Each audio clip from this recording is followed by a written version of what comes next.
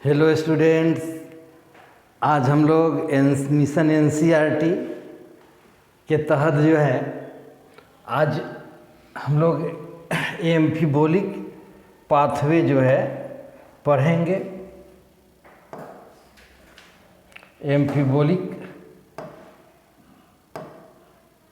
एम्फीबोलिक pathway पढ़ेंगे। ये जो है एम्फीबोलिक पाथवे। तो एम्फीबोलिक पाथवे का अर्थ हम लोग समझते हैं। पहले इस चीज़ को समझने के लिए हम लोग को यहाँ पर मेटाबॉलिज्म समझना होगा।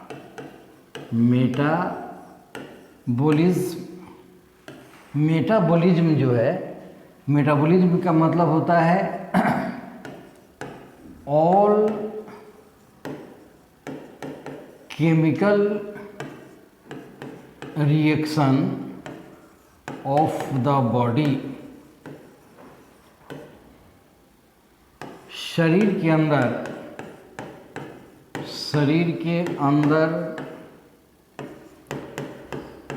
होने वाले सभी रासायनिक क्रियाएं,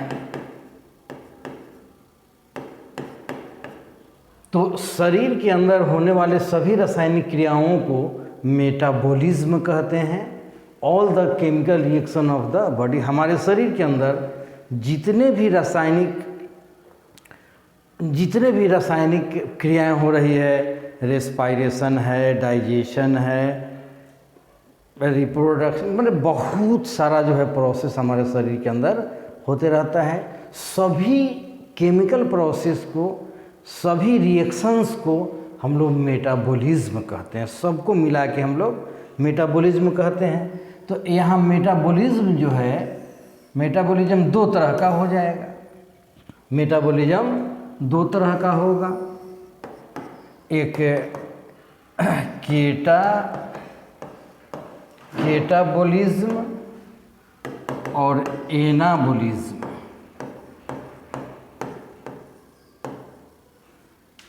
एनाबॉलिज्म और केटाबॉलिज्म। एनाबॉलिज्म और केटाबॉलिज्म दो तरह का जो है मेटाबॉलिज्म होता है। हमारे शरीर में दो तरह से मेटाबॉलिक रिएक्शंस होते हैं। तो केटाबॉलिक जो प्रोसेस है, इसमें क्या होता है, ये जो है ब्रेक डाउन प्रोसेस है। ये जब रिएक्शन होता है तो कोई चीज़ टूटता है। हमारे शरीर के अंदर कोई मेटाबॉलिज्म हो रहा है, कोई रिएक्शंस हो रहा है, अगर वो टूटता है तो केटाबॉलिज्म है। पहले आप इस चीज़ को समझिए। यही सब चीज़ आपको इसमें, इसी चीज़ का डिस्क्रिप्शन आपके बुक्स में दिया है, और इसी में से कहीं ना कहीं से हमारे नीट एग्ज़ाम में सवाल पूछे जाते हैं। इसीलिए पहले इस कंसेप्ट को अपने अंदर रखिए, इस कंसेप्ट को सीखिए। हम जितना बता रहे हैं उतना सीखिए, ये सब चीज़ अपने आप आ जाएगा। तो शरीर के अंदर होने वाले सभी रिएक्शंस को मेटाबॉलिज्म कहते हैं। शरीर के अंदर जो भी रिएक्शंस होते हैं सबको हम लोग मेटाबॉलिज्म कहते हैं। और मेटाबॉलिज्म जो है दो तरह का होगा। अगर कोई केमिकल रिएक्शन हमारे शरीर के अंदर हो रहा है, अगर वो ब्रेकडाउन रिएक्शन है, अगर उस रिएक्शंस के द्वारा अगर टूटता है कोई चीज़, कोई बड़ा चीज़ टूटकर अगर छोटा चीज़ बनाता है, अगर ये बड़ा चीज़ है, अगर टूटकर छोटा चीज़ बनाया, तो एक केमिकल रिएक्शन जो है केटाबॉलिज्म हुआ। और एनाबॉलिज्म जो है ये सिंथेटिक प्रोसेस है, सिंथेटिक रिएक्शन है। सिंथेटिक रिएक्शन है, मतलब निर्माण का क्रिया है, निर्माण की क्रिया है। अगर कोई मेटाबॉलिक रिएक्शन हमारे शरीर के अंदर होता है, अगर उससे जो है कोई चीज़ बनता है, कोई चीज़ निर्मित होता है, तो जहाँ भी सिंथेटिक रिएक्शन होगा, जहाँ कोई प्रिपरेटरी रिएक्शंस होंगे, तो उस मेटाबॉलिक प्रोसेस को हम लोग, उस मेटाबॉलिज्म को एनाबॉलिज्म कहते हैं। तो इस चीज़ को पहले आपको समझना होगा, what is the meaning of metabolism. Metabolism means जो है all chemical reactions of the body, शरीर के अंदर होने वाले सभी रासायनिक क्रियाओं को एक साथ हम लोग मेटाबॉलिज्म कहेंगे। मेटाबॉलिज्म का मतलब digestion, respiration, all the reactions of the body are included under the metabolism. शरीर के अंदर जितने भी रिएक्शंस होते हैं सबको हम लोग एक साथ मेटाबॉलिज्म कहते हैं। तो शरीर के अंदर जो रिएक्शंस होंगे, जो केमिकल रिएक्शंस होंगे, तो एक ऐसा रिएक्शन होगा जिसके द्वारा कोई चीज़ टूटेगा। तो अगर टूटने वाला अगर प्रोसेस है, टूटने वाला अगर रिएक्शन है, तो उस मेटाबॉलिज्म को हम लोग केटाबॉलिज्म कहेंगे। तो जब केटाबॉलिज्म, केटाबॉलिक प्रोसेस अगर आपको कहीं मिलता है शब्द, तो आप समझिएगा कि इस रिएक्शन के द्वारा जो है, इस मेटाबॉलिक प्रोसेस में कोई चीज़ क्या होता है, टूटता है। अगर कोई चीज़ बनता है, कोई चीज़ निर्मित होता है, तो उसको हम लोग क्या कहेंगे, एनाबॉलिज्म। जैसे हम लोग रेस्पायरेशन की बात करें, तो रेस्पायरेशन में क्या होता है कि ग्लूकोज जो है टूटकर CO2, H2O और प्लस एनर्जी का जो है निर्माण करता है। तो यहाँ पर जो ग्लूकोज का टूटना और CO2 का बनना, H2O का बनना, एनर्जी का बनना एक केटाबॉलिक रिएक्शन है, एक केटाबॉलिज्म है, क्योंकि ये ग्लूकोज का मॉलिक्यूल्स लार्ज मॉलिक्यूल्स है CO2 और H2O की अपेक्षा। तो यहाँ पर एक बड़ा अणु टूटकर जो है छोटे छोटे जो है अणु का निर्माण किया है, मॉलिक्यूल्स बनाया है, इसीलिए ग्लूकोज का टूटना CO2 H2O में ये रेस्पायरेशन हो गया। तो रेस्पायरेशन क्या है, केटाबॉलिज्म यहाँ शो कर रहा है। लेकिन यहाँ एनाबॉलिज्म का मतलब जैसे फोटोसिंथेसिस है, फोटोसिंथेसिस में क्या होता है, फोटोसिंथेसिस में CO2 और H2O जो है जुड़ता है, तो क्या बनता है, ग्लूकोज बनता है। तो यहाँ ग्लूकोज बनता है फोटोसिंथेसिस में, तो फोटोसिंथेसिस क्या हो गया, एनाबॉलिज्म हो गया, एनाबॉलिक प्रोसेस हुआ।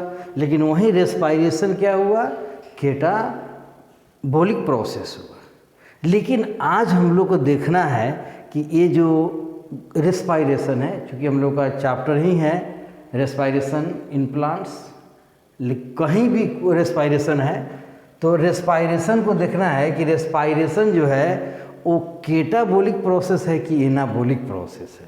आज हम लोग का मूल जो है मूल टॉपिक यही है, एम्फीबॉलिक पाथवे।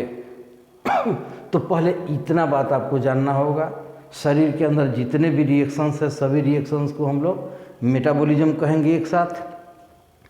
उसमें अगर कोई चीज़ टूट रहा है तो केटाबॉलिज्म कहलाएगा, अगर कोई चीज़ बन रहा है तो एनाबॉलिक कहलाएगा। चलिए यहाँ पर हम लोग को जो है अथी करना है कि रेस्पायरेशन का मतलब क्या होता है, रेस्पायरेशन केटाबॉलिक प्रोसेस है कि एनाबॉलिक प्रोसेस है। तो कहता है कि जो एनाबॉलिज्म जो है एम्फीबॉलिक, यहाँ पर एम्फीबॉलिक पाथवे, एम्फीबॉलिक, एम्फी का मतलब होता है बोथ, ड्यूअल, दोनों, दोहरा, दोनों। एम्फीबॉलिक का मतलब हुआ कि यहाँ जो है केटाबॉलिक और प्लस एनाबॉलिक, केटाबॉलिक और एनाबॉलिक दोनों प्रोसेस होंगे। तो जो केमिकल रिएक्शन केटाबॉलिक और एनाबॉलिक दोनों हो उसको हम लोग क्या बोलते हैं, एम्फीबॉलिक, एम्फीबॉलिक बोलते हैं। तो यहाँ हम लोग का जो टॉपिक है एम्फीबॉलिक पाथवे, एम्फीबॉलिक पाथवे का मतलब हुआ कि जो पाथवे में केटाबॉलिज्म भी होता हो और एनाबॉलिज्म भी होता हो वो एम्फीबॉलिक पाथवे होगा। तो एनाबॉलिक जो है पाथवे, इसका एग्जाम्पल है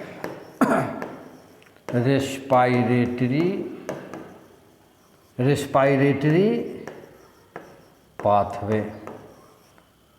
रेस्पायरेटरी पाथवे जो है एम्फीबोलिक पाथवे है।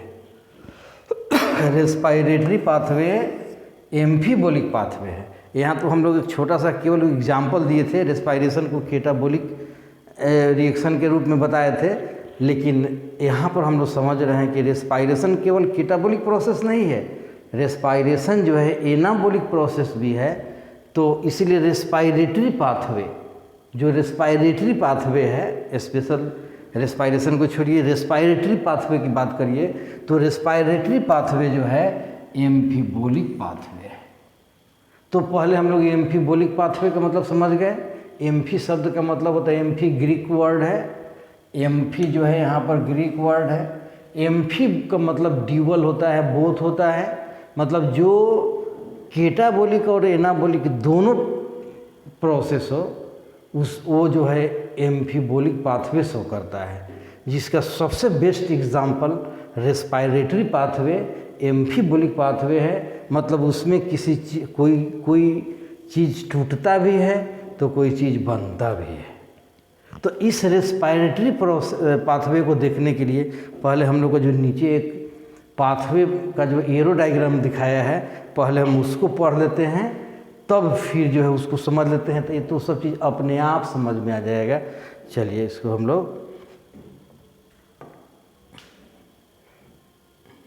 पहले, अगर इस चीज़ को अगर हम लोग समझ लेते हैं तो आपका जो है सब चीज़ जो है अपने आप जो है, पहले इस चीज़ को बड़ा हो जाएगा। चलिए देखते हैं। रेड है। चलिए इस पाथवे को अगर आप समझ गए तो समझिए कि आप हर चीज़, मैंने पूरा जो ये हम लोग का जो एम्फीबोलिक पाथवे का जो ये डायग्राम है, एरो डायग्राम है, इस चीज़ को आप पूरा समझ आइएगा। चलिए इस फोटो को देखते हैं। हम लोग जो है फूड का जो है ये 3 कंपोनेंट्स है। ये जो है फूड कंपोनेंट्स, फूड कंपोनेंट्स जो है ये 3 तरह के हैं। हम लोग फैट खाते हैं, फैट या आप यहाँ पर लिपिड भी कर सकते हैं, वसा, कार्बोहाइड्रेट्स और प्रोटीन्स। हमारे फूड में ये 3 तरह के जो है एनर्जी प्रोड्यूसर फूड होते हैं। ये तीनों से जो है हम लोग को एनर्जी का जो है प्रोडक्शन होता है। ये तीनों जो फैट, कार्बोहाइड्रेट, प्रोटीन, ये तीनों फूड कंपोनेंट है हमारे रेस्पायरेटरी पाथवे में डायरेक्ट या इनडायरेक्ट रूप से जो है ज़रूर क्या होते हैं, अपना इंटर करते हैं। तो कैसे कौन इंटर करता है थोड़ा सा हम लोग देखते हैं। जैसे पहले कार्बोहाइड्रेट को देखा जाए। एक कार्बोहाइड्रेट का जब डाइजेशन होगा, कार्बोहाइड्रेट का डाइजेशन होगा, carbohydrate digestive enzymes as amylase इस कार्बोहाइड्रेट को डाइजेस्ट करके सिंपल शुगर स्पेशली ग्लूकोज में क्या करेगा, कन्वर्ट करेगा। सबसे बड़ा जो है रेस्पायरेटरी सबस्ट्रेट के रूप में हम लोग ग्लूकोज के लेते हैं। ग्लूकोज से हम लोग को इंस्टेंट एनर्जी मिलता है, क्षणिक एनर्जी मिलता है। तो रेस्पायरेटरी पाथवे का मतलब रेस्पायरेटरी सबस्ट्रेट के रूप में सबसे कॉमन जो है ग्लूकोज है। तो पहले इसको समझते हैं। तो कार्बोहाइड्रेट का जो एंड प्रोडक्ट ग्लूकोज मिला, ये ग्लूकोज का जो है ग्लाइकोलाइसिस होगा। ये ग्लूकोज का जो है ग्लाइकोलाइसिस होगा और पायरुविक एसिड यहाँ तक बनेगा। हम लोग देखे थे, ग्लाइकोलाइसिस भी पढ़े थे। तो ये ग्लूकोज 6 फॉस्फेट में टूटेंगे।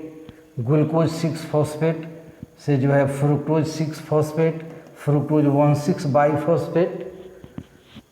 ये ग्लाइकोलाइसिस, इसके लिए ग्लाइकोलाइटिक पाथवे देखिएगा तो उसमें अपने आप क्लियर हो जाएगा। कई स्टेप है, ये थोड़ा सा यहाँ पर जो है एब्रिएटेड है, संक्षिप्त पाथवे है। और ये फ्रुक्टोज 1,6 बाईफॉस्फेट, मतलब एक ग्लूकोज का ब्रेकडाउन हो रहा है। ग्लूकोज 6 फॉस्फेट में टूटेगा, ग्लूकोज 6 फॉस्फेट से फ्रुक्टोज 6 फॉस्फेट, जो यहाँ स्टेप को इग्नोर किया गया है लेकिन है, और फ्रुक्टोज 1,6 बाईफॉस्फेट बनाएगा। ये दोनों, ये फ्रुक्टोज 1,6 बाईफॉस्फेट, ये दो डाईहाइड्रोक्सी एसीटोन फॉस्फेट DHAP और 3-PGAL में क्या करेगा, टूटेगा। यही फ्रुक्टोज 1,6 बाईफॉस्फेट जो है इस मॉलिक्यूल में टूटेगा, दो अणु में टूटेगा, और दोनों जो है यहाँ पर रिवर्सेबल रिएक्शन का चिन्ह दिया गया है, दोनों जो है एक दूसरे में इंटरचेंज कर जाएगा। ये DHAP फिर जो है अपना ग्लाइसरल्डिहाइड 3 फॉस्फेट में चेंज कर जाता है। ये इसमें चेंज कर सकता है, चाहे ये इसमें चेंज कर सकता है, ये इंटर कन्वर्सेबल है। तो यहाँ पर जो है ग्लूकोज टूटकर PGL बनाया, इसका फिर जो है लास्ट पायरुविक एसिड में कन्वर्ट कर गया। तो यहाँ से ग्लूकोज का जो है पायरुविक एसिड तक टूटना, ये जो है ग्लाइकोलाइसिस हो गया। ये ग्लाइकोलाइसिस हो गया। ग्लाइकोलाइसिस के द्वारा जो है ग्लूकोज पायरुविक एसिड में टूटा। अब ये पायरुविक एसिड फिर जो है एसिटाइल कोएंजाइम में जो है चेंज करेगा, और ये एसिटाइल कोएंजाइम क्रेब्स साइकिल में माइटोकॉन्ड्रिया के अंदर जो है प्रवेश करके CO2 और H2O में जो है कम्प्लीटली क्या कर जाएगा, ऑक्सीडाइज्ड हो जाएगा, कम्प्लीटली टूट जाएगा। क्रेब्स साइकिल हम लोग अगले मतलब एक टॉपिक में हम लोग क्रेब्स साइकिल पढ़ेंगे अलग से। तो यहाँ तक समझना है कि एसिटाइल कोएंजाइम, पायरुविक एसिड से एसिटाइल कोएंजाइम बनेगा, और एसिटाइल कोएंजाइम क्रेब्स साइकिल में प्रवेश करेगा, और क्रेब्स साइकिल में जो है इस एसिटाइल कोएंजाइम का जो है ये पायरुविक एसिड का कंप्लीट ऑक्सीडेशन CO2 और H2O में हो जाएगा। तो इतना हुआ जो है कार्बोहाइड्रेट का जो है रेस्पिरेटरी पाथवे है। जब हम लोग का फूड जो है कार्बोहाइड्रेट होता है तो कार्बोहाइड्रेट ग्लूकोज में टूटेगा, glucose 6 phosphate, fructose 1,6 biphosphate, dihydroxy acetone phosphate, glyceraldehyde 3 phosphate में टूटता है, और लास्ट में पायरुविक एसिड बनता है। पायरुविक एसिड एसिटाइल कोएंजाइम के साथ जो है इसमें चेंज करता है, और एसिटाइल कोएंजाइम के रूप में क्रेब्स साइकिल के अंदर प्रवेश करते हैं, और वो जो है CO2 और H2O में कम्प्लीटली टूट जाते हैं। ये कार्बोहाइड्रेट के साथ हुआ। फिर इसी तरह से अगर फैट है, कभी कभी ग्लूकोज का जो है अभाव हो जाता है शरीर में, तो फिर कहाँ से ऊर्जा मिलता है, तो वहाँ फैट से भी ऊर्जा मिलता है। जब कार्बोहाइड्रेट अगर बॉडी में किसी कारण से जब हम लोग ज़्यादा देर तक भूखा रहते हैं तो हमारे शरीर में कार्बोहाइड्रेट का जो है कमी होता है, तो उस वक्त जो है फैट से हम लोग को एनर्जी मिलता है। तो फैट जो है, फैट का जब डाइजेशन होगा तो क्या होगा, फैट का जब डाइजेशन होगा तो ये फैटी एसिड और ग्लिसरॉल में टूटेगा। फैटी एसिड और ग्लिसरॉल में टूटेगा, क्योंकि आपको जानना होगा कि फैटी एसिड और ग्लिसरॉल ये दो केमिकल्स के मिलने से फैट बना होता है। फैट जो है ये दोनों मॉलिक्यूल्स, दो तरह के मॉलिक्यूल से बने होते हैं, ग्लिसरॉल और फैटी एसिड। अब इस फैटी एसिड का देखिए यहाँ पर, इस फैटी एसिड का जो है इधर ये फिर एसिटाइल कोएंजाइम में बना लेगा। याद रखने का तरीका है कि फैटी एसिड, ए से acetyl coenzyme, fatty acid, acid है एसिड तो एसिटाइल कोएंजाइम। अब ये फैटी एसिड का जो है बीटा ऑक्सीडेशन होगा, बीटा ऑक्सीडेशन होगा, और बीटा ऑक्सीडेशन के द्वारा फैटी एसिड एसिटाइल कोएंजाइम में आके जो है क्या करेगा, इंटर करेगा। ये पूरा जो है एक रेस्पायरेटरी पाथवे बन गया, यहाँ पर पूरा एक रेस्पायरेटरी पाथवे बन गया। जब फैटी एसिड और ग्लिसरॉल में टूटेगा तो फिर नेक्स्ट फैटी एसिड का क्या होगा, तो इसका बीटा ऑक्सीडेशन होगा फैटी एसिड का, और फैटी एसिड का बीटा ऑक्सीडेशन होके एसिटाइल कोएंजाइम बनेगा, एसिटाइल कोएंजाइम।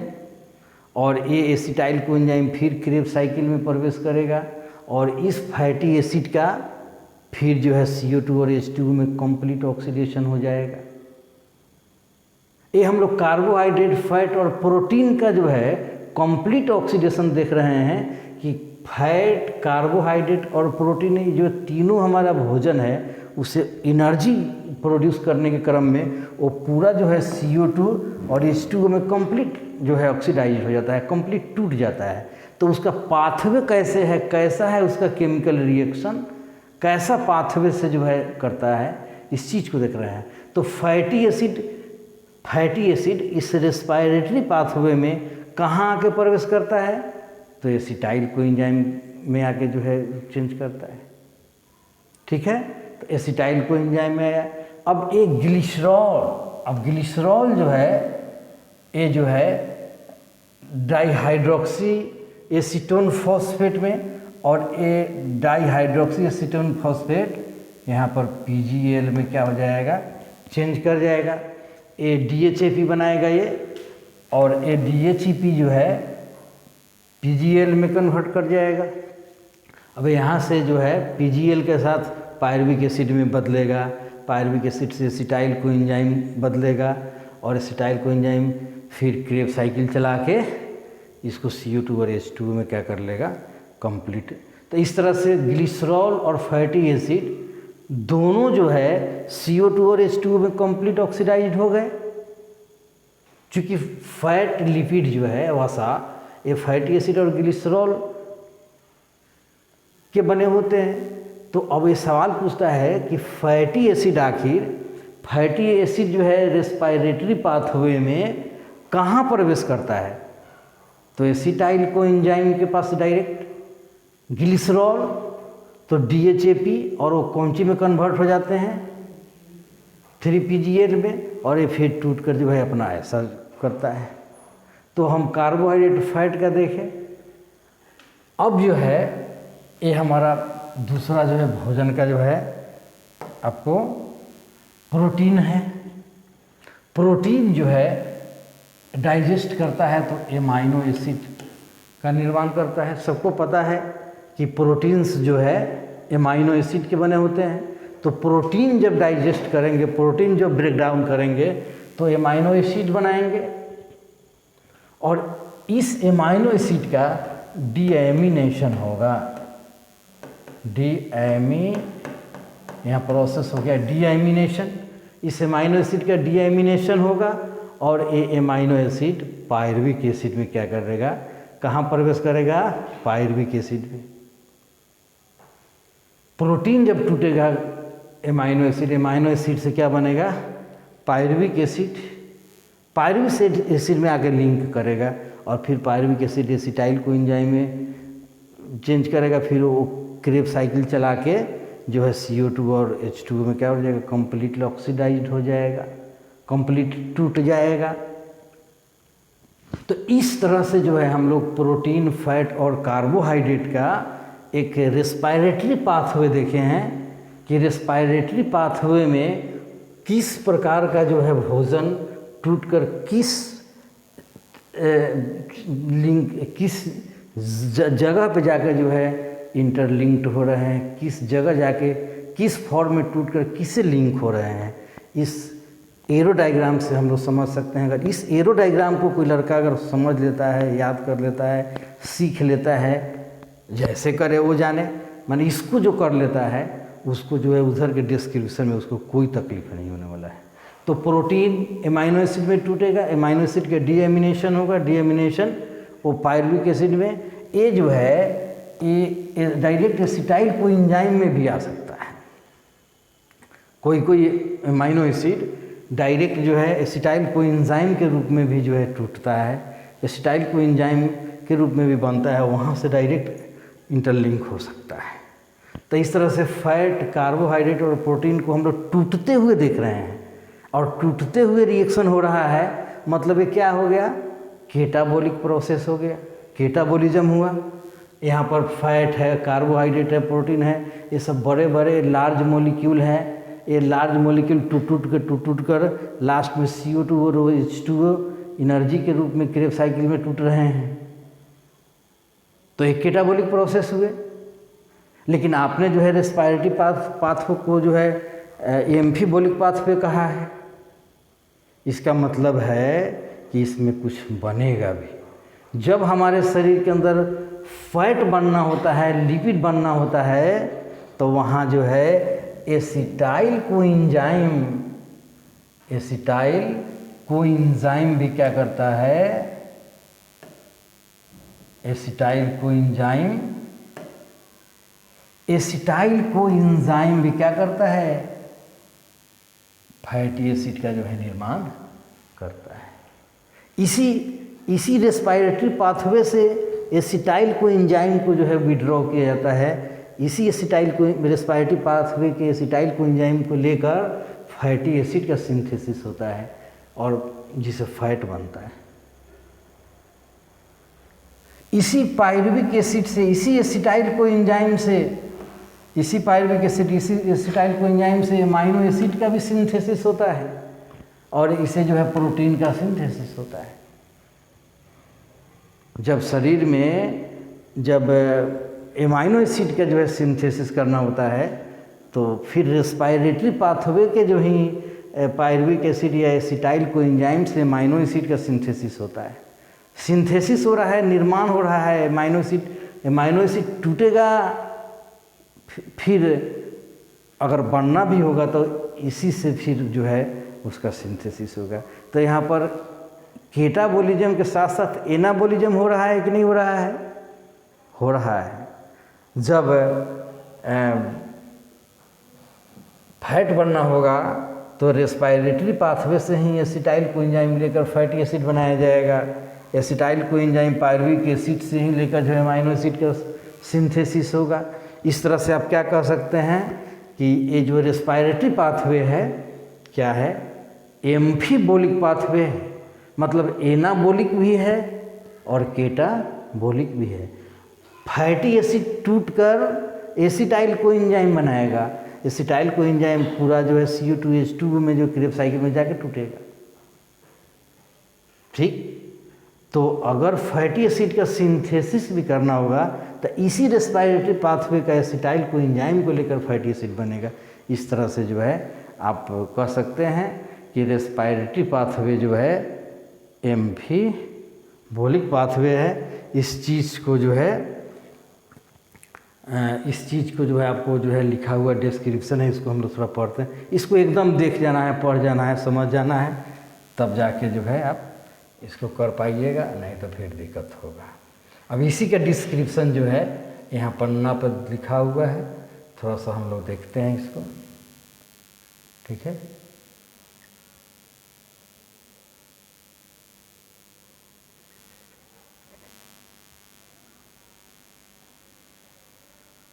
चलिए एम्फीबोलिक पाथवे के बारे में थोड़ा सा डिस्क्रिप्शन दिया हुआ है। Glucose is the favoured substrate for the respiration.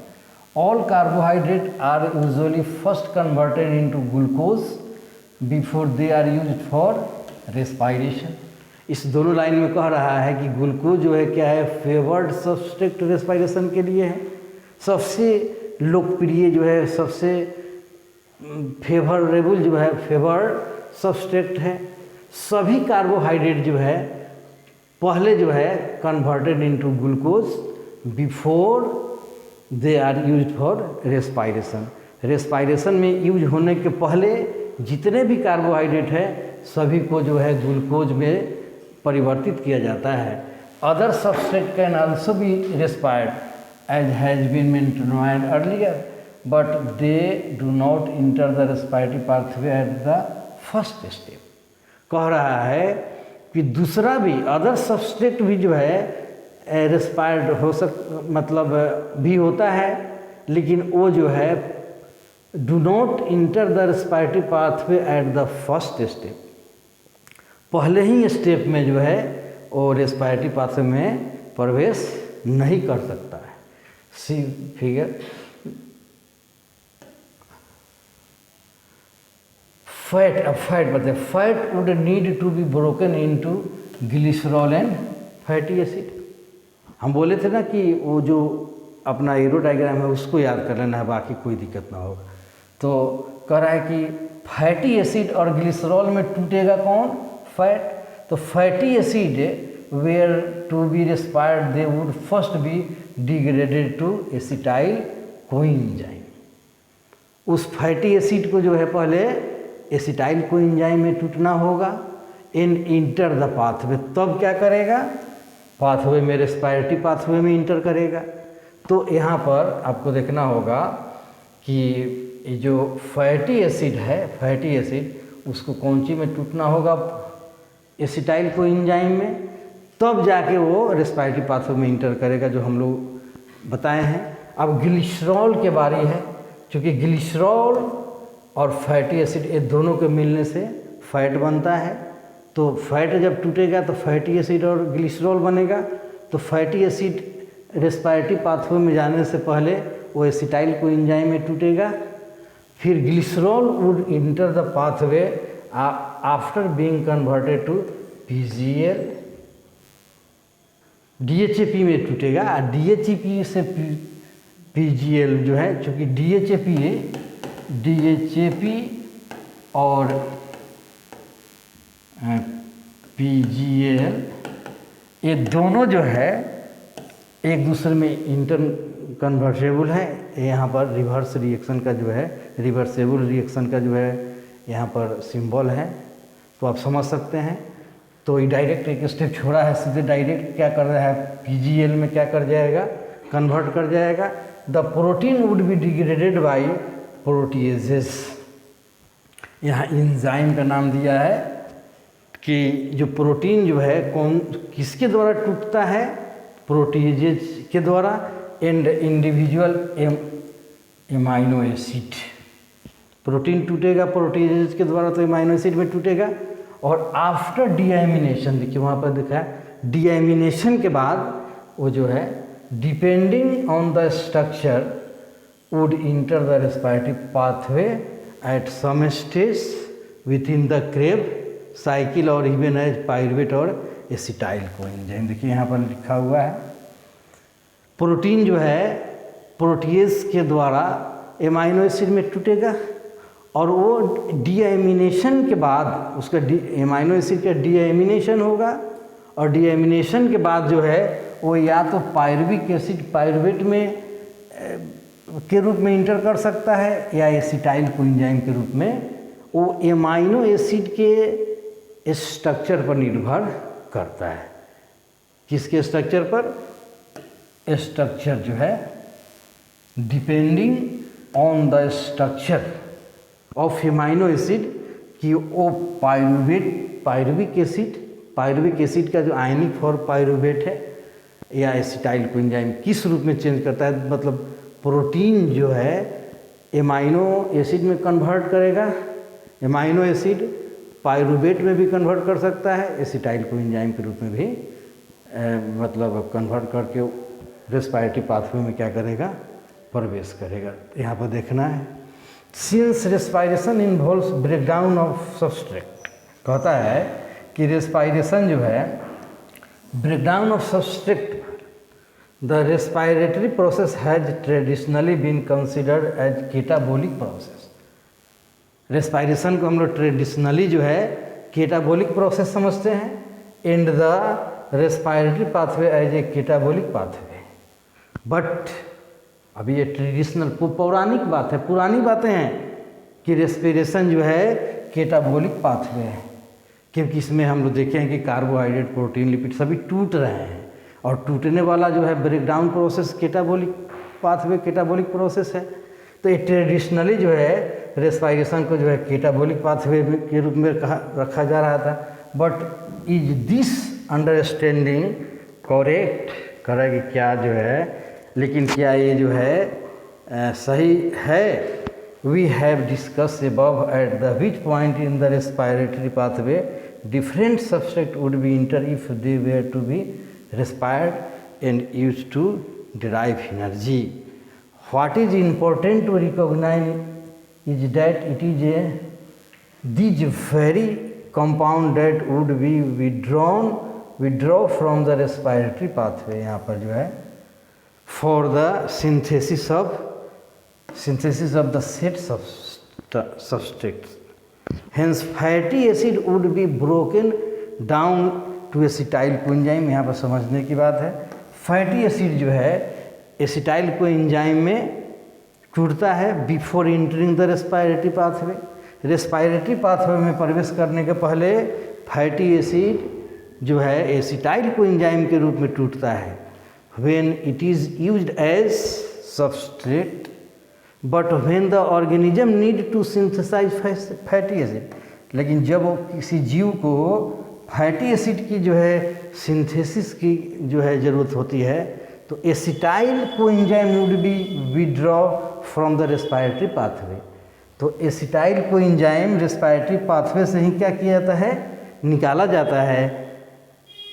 For it hence the respiratory pathway comes into the picture both during breakdown and synthesis of fatty acid. ये पॉइंट को एकदम करना है, याद करना है कि हाँ फैटी एसिड का ब्रेकडाउन और सिंथेसिस दोनों जो है यहाँ पर दिखाया गया है। इसलिए रेस्पिरेटरी पाथवे जो है एम्फीबोलिक पाथवे है। Similarly during the breakdown and synthesis of protein 2, protein के सिंथेसिस और ब्रेकडाउन के में भी यही बात है। Respiratory intermediate from the link breaking down process with the living organism is catabolism and synthesis. वही कह रहा है कि breaking down process with in the living organism, breaking down process of living organism is catabolism and synthesis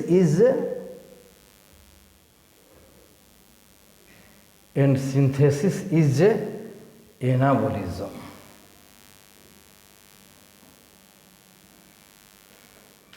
यहाँ पर catabolism और anabolism का भी परिभाषा हो जा रहा है कि breakdown and synthesis, respiratory intermediate from the link, breaking down process with in the living organism is catabolism and synthesis is anabolism. Because the respiratory pathway is involved in both anabolism and catabolism. The respiratory pathway is involved in both anabolism and catabolism. It would hence be better to consider the respiratory pathway is as amphibolic pathway. एम्फीबोलिक pathway को जो है समझने का सबसे अच्छा जो है चीज़ें रेस्पिरेटरी पाथवे है। तो रेस्पिरेटरी पाथवे क्या हो गया, एम्फीबोलिक पाथवे हो गया rather than as catabolic one. तो इतना बात जो है आपको समझना है, इतना बात सीखना है। अगर इसमें जो लोग भी अपना देख रहे हैं, जो लोग भी अब तक जो है चैनल को सब्सक्राइब नहीं किए हैं वो चैनल को सब्सक्राइब कर देंगे और इस वीडियो को जो है अच्छी तरह से देखेंगे। इसमें कोई भी चीज़ अगर आप नहीं समझ रहे हैं या कोई भी कठिनाई हो तो उसके लिए जो आप लोग कमेंट करेंगे, उसमें जो भी दिक्कत होगा हम लोग उसको सुधारेंगे, उसको बनाएंगे, फिर से करेंगे और एकदम जुड़ जाइए एनसीईआरटी मिशन एनसीईआरटी में। यहीं आपको नीट दिलवाएगा, यहीं आपको जो है नीट ब्रेक करवाएगा, तो एकदम भिड़ जाइए। चलिए हम लोग अगले वीडियो में अगला जो है क्या करेंगे। आज इतना।